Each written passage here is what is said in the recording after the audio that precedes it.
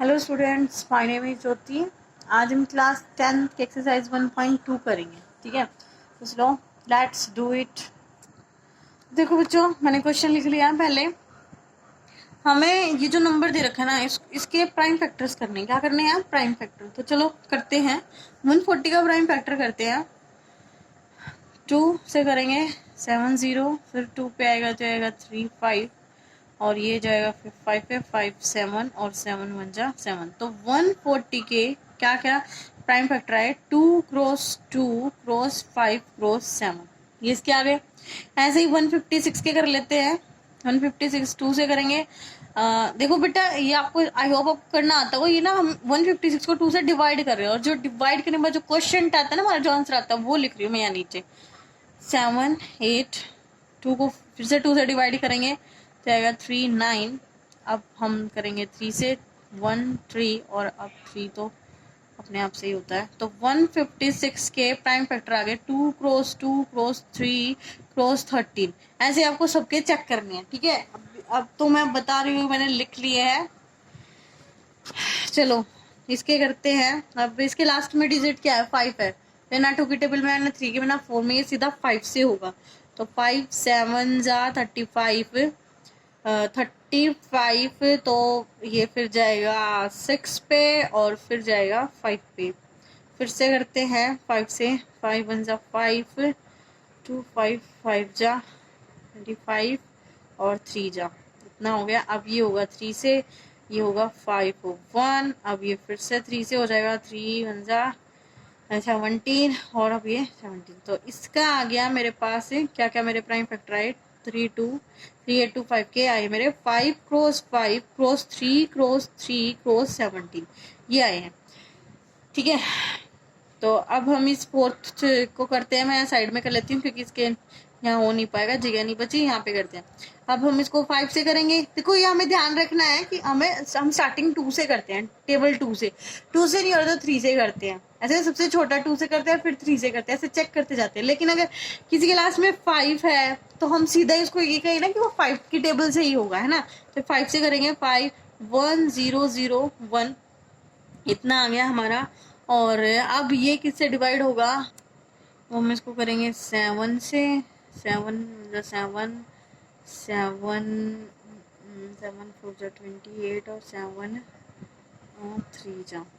ठीक है, अब 5, अब ये होगा 11 से होगा ये। 11 1 जा 11 3 3 11 3 जा 13, और अब 13 होगा 13 से। तो ये आ गया 1। तो मेरे 5 0 0 5 के प्राइम फैक्टर आए 5 क्रॉस 7 क्रॉस 11 क्रॉस 13। देखो ये क्वेश्चंस होंगे ना, अगर आप खुद से अपने हाथों से करोगे तभी होंगे ये क्वेश्चन। ये नहीं कि मैंने आपके करवा दिए तो ये एग्जाम्स में भी हो जाएंगे। हर चीज प्रैक्टिस से ही आती है, तो आप खुद से प्रैक्टिस करो। प्रैक्टिस सिर्फ देखने देखने की नहीं करनी है, प्रैक्टिस हाथों की भी करनी है। हाथों से एक एक क्वेश्चन निकाल के देखो, ताकि जब भी आपको क्वेश्चन मिले तब आपको इजिली रिमाइंड हो जाए कि हाँ ये क्वेश्चन मैंने ऐसे किया था। ठीक है बच्चा, अब हम नेक्स्ट क्वेश्चन देखते हैं। इसमें जो ये एक तो ये वाला 5 0 0 5, ये भी थोड़ा आपको अटका रहा है, और ये थोड़ा सा अटका रहा था, और ये थोड़ा सा अटका रहा है, और सबसे ज्यादा तो यही अटकाएगा आपको। देखना भी कैसे होगा। मुझे तो इनका पता है, मैं जल्दी से बता दूंगी, लेकिन जब आप करोगे तो आपको बहुत टाइम लगेगा करने में। तो इसलिए मैं कहती हूँ प्रैक्टिस बहुत जरूरी है। अपने हाथों से क्वेश्चन करके देखा करो। ठीक है, चलो इसको देखते हैं। तो ये होगा 17 से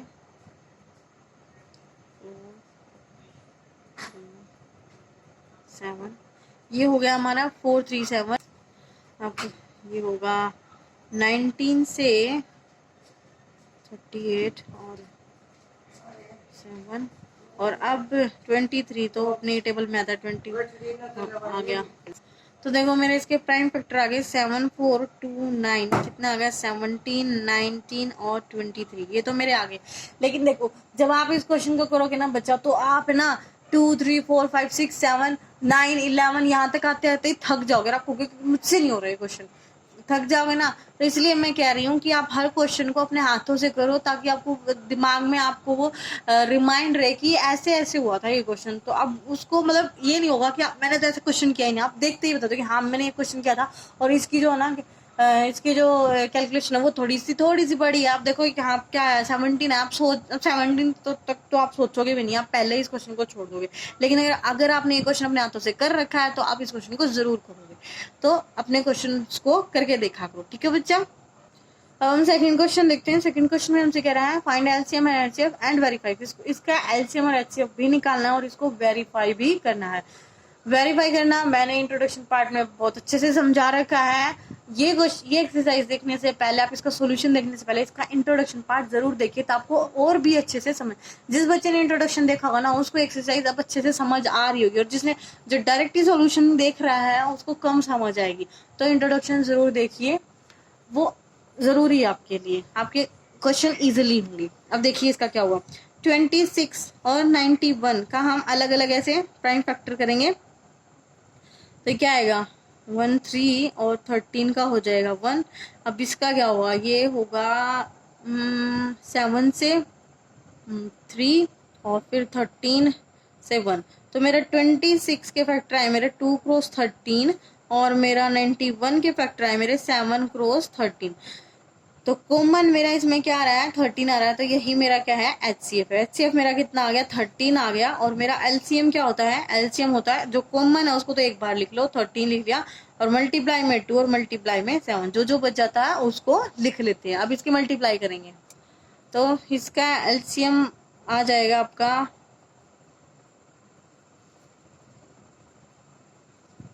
ये आ जाएगा आपका एलसीएम। ये फर्स्ट हो गया। बाकी जो ये नेक्स्ट पार्ट है ना ये अपने आप खुद से करो, खुद से करके देखो, ठीक है। ओके बच्चा, हम आप या मैं करवा दूं आपका, चलो एक पार्ट और करवा देती हूँ। चलो चलो वही इस क्वेश्चन को देख लेते हैं। मैं एक पार्ट और करवा देती हूँ आपका। इसको हम किससे कर सकते हैं, मैं 2 से करूँ तो आएगा 4 5 5, फिर 5 से करेंगे ये आएगा 9 1, और अब ये किससे हुआ है 7 से हो रहा है 13 हो जाएगा, और फिर 13 1। अब इसका करेंगे, इसका क्या होगा, इसका आएगा 4 6 2 3 और ये 23 कंप्लीट हो गया। अब मैं लिखूंगी इनके फैक्टर्स अलग अलग ऐसे लिख लेते हैं, और 92 का भी लिख लो 2 क्रॉस 23। तो इसमें कॉमन क्या आ रहा है, कॉमन सिर्फ आ रहा है ये 2। तो इसका एचसीएफ कितना आ गया, इसका एचसीएफ आ गया 2। अब हम इसका निकाल लेंगे एलसीएम। एलसीएम क्या आएगा, जो कॉमन आ रहा है उसको एक बार लिखो, बाकी जितने ही बच गए उनको पीछे लिख लो। 2 क्रॉस 23, जब हम इसको मल्टीप्लाई करेंगे तो इसका आंसर क्या आएगा। तो मैंने इसकी मल्टीप्लाई करके देख ली, इसका मल्टीप्लाई आया है 2 3 4 6 0। थोड़ी बड़ी मल्टीप्लाई है, थोड़ा सा टाइम लगेगा, लेकिन अगर आप करते रहोगे प्रैक्टिस तो जल्दी आपकी कैलकुलेशन हो जाएगी, ठीक है। तो जब इसका जो थर्ड पार्ट है वो अपने आप खुद से करोगे, ठीक है। अब हम थर्ड क्वेश्चन में चल रहे हैं इसके। हाँ एक बात और, इसमें वेरीफाई भी मांग रहे हैं तो हम वेरीफाई भी तो करेंगे ना, मैं वेरीफाई भूल गई थी। वेरीफाई कैसे करेंगे, मैं लास्ट वाले का कर लेती हूँ। वेरीफाई कैसे होता है, वेरीफाई होता है HCF 26 और 90 जो भी नंबर दे रखे हैं वो मल्टीप्लाई में एलसीएम किसका 26 और 91 का। HCF cross LCM equal to होता है A क्रॉस B के। किसके होता है, A क्रॉस B के। और यहाँ पे मेरी A क्रॉस B की वैल्यू है कितनी है मेरी 26 क्रॉस 91, मतलब A की जगह 26 और B की जगह 91 लिख लिया है मैंने, ठीक है। अब इसको करेंगे, देखो HCF मेरा कितना आया था 13 आया था, और मेरा एलसीएम कितना आया 182 आया, मैंने वैल्यू रख ली। अब यहाँ पे मुझे क्या करना है 26 और 91 की मल्टीप्लाई करनी। तो ये मल्टीप्लाई करके देखो आप कितना आंसर आएगा। तो इसकी मल्टीप्लाई आई है मेरी 2 3 6 6 और इधर भी मेरी आएगी 2 3 6 6। ये दोनों इक्वल आ रहे हैं तो हमारा आंसर बिल्कुल ठीक रहा। आंसर का मतलब आ रहा है जो HCF और LCM है ना वो बिल्कुल ठीक आए हैं। अगर ये दोनों इक्वल नहीं होते ना तो हमारे कहीं ना कहीं गड़बड़ है HCF और LCM की वैल्यू में। चलो हम नेक्स्ट क्वेश्चन देखते हैं, इसका थर्ड। नेक्स्ट क्वेश्चन में भी हमें HCF LCM ही निकालना है, तो मैंने कंप्लीट नहीं लिखा है, मैंने सिर्फ इनको नंबर्स को लिख लिया है। तो हम क्या करेंगे 12 का प्राइम फैक्टराइजेशन करेंगे, 15 का करेंगे और 21 का करेंगे। फैक्टराइजेशन मेथड से निकालना है ना, तो कर लो भाई। इसको कैसे होगा, ये 3 और 3 1 जा 3। अब इसको करेंगे 3 5 और 5 1 जा 5, और ये कैसे होगा 3 7 जा 7 1 जा 7। अब भाई 12 के तो फैक्टर आ गए 2 क्रॉस और 15 के आगे हमारे 3 क्रॉस 5, हमारे 21 के आगे 3 क्रॉस 7। कॉमन क्या है, तीनों में कॉमन है मेरा ये 3, तो ये 3 मेरा क्या होगा, एचसीएफ होगा। मेरा एचसीएफ क्या आ गया, 3 आ गया। अब एलसीएम निकालना है। एलसीएम क्या होता है भाई, जो कॉमन है उसको तो लिखो एक बार, मतलब ये 3 जो ऐसे घुमा रखे हैं ये तो एक बार लिख लिया, बाकी जो बच गए उनको लिख लो। 2 क्रॉस 2 क्रॉस 5 क्रॉस 7। अब इसकी मल्टीप्लाई कर लो, कितनी आएगी, 6 12 और 7 5 35, मल्टीप्लाई करो। इसका एलसीएम आ गया मेरा 420। ठीक है, आई होप आपको ये समझ आएगा। बाकी जो इसके 2 और पार्ट है ना वो आप खुद से करोगे, सेकंड पार्ट और थर्ड पार्ट मैं सभी नहीं करवा रही। अब हम 4th क्वेश्चन में चल रहे हैं। मैं सारे करवाऊंगी तो आपकी आदत खराब हो जाएगी, है ना, तो खुद से भी तो मेहनत करनी चाहिए ना। पका पकाया मिल रहा है आपको तो खुद से भी करके देखो क्वेश्चन को। अब देखो भाई नेक्स्ट क्वेश्चन में क्या कह रहा है आपको। नेक्स्ट क्वेश्चन में मुझे एचसीएफ दे दिया, 2 नंबर्स का एचसीएफ दे दिया, और नंबर कौन से हैं जो ये ब्रैकेट्स में लिखे हुए हैं, यही वो 2 नंबर है। ये हमारी ए और बी की वैल्यूज हैं। तो मेरी ए की वैल्यू कितनी है 306 और मेरी बी की वैल्यू कितनी है 657 और मेरा यहाँ पे एचसीएफ कितना है 9 है। मुझे एलसीएम निकालना है। ठीक है, तो ये तो कितना इजी है ना। एचसीएफ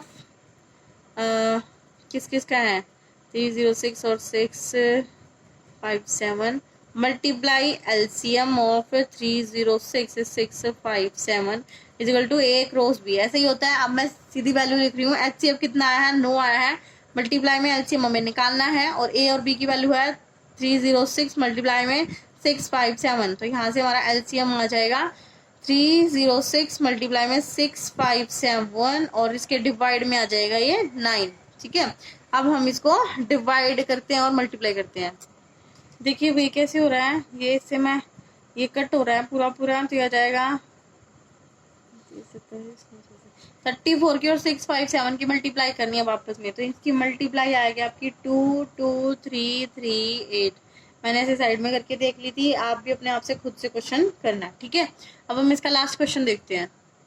नहीं लास्ट नहीं, अभी तो क्वेश्चन बचे हुए हैं, तो नेक्स्ट क्वेश्चन देखते हैं।